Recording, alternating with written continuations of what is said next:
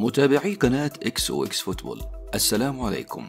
قبل أن تبدأ مشاهدة هذا الفيديو أتمنى منك الإعجاب بالفيديو والاشتراك في القناة. اقترب مسؤولون نادي الأهلي المصري من التعاقد مع المدرب الأرجواني دانييل كارينيو مدرب نادي النصر السعودي خلال الأيام القليلة المقبلة قبل مباراة بتروجيت في الدوري المصري الممتاز. ويعيش المدرب الأرجواني دانييل كارينيو مسيرة سيئة في آخر موسمين، حيث قاد فريقين عربيين في السعودية ولكنه رحل عنهما بعد نتائج سيئة للغاية. وقاد كارينيو نادي الشباب السعودي في شهر سبتمبر لموسم 2017 ولكنه لم ينجح في إثبات نفسه مع النادي، حيث قاد الفريق في 21 مباراة. وحقق دانييل الفوز مع الشباب في 8 مباريات، وخسر أيضا 8 مواجهات، وتعادل في 5 لقاءات بالدوري السعودي للمحترفين. واستقبل الفريق تحت قيادته 28 هدفا، وسجل مهاجمو الفريق 30 هدفا تحت قيادته.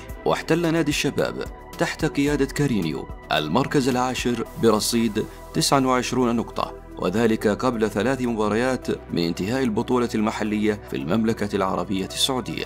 وكان النصر السبب في إقالة المدرب من منصبه في الشباب بعد الفوز عليه بنتيجة هدف نظيف. وتعاقد الفريق الأصفر مع المدرب الأرجواني بعد ذلك في شهر إبريل، ولكنه لم يستمر سوى 12 مباراة فقط، ورحل بعد ذلك عن تدريب الفريق بعد هزيمتين من الأهلي في الدوري ومن مولودية الجزائر في البطولة العربية. ودرب كارينيو النصر السعودي في 11 مباراة، وفاز في 8 مباريات منهما 7 في الدوري و2 في البطولة العربية، وتعادل أمام الفيحاء بالبطولة المحلية، وخسر في مباراتين فقط.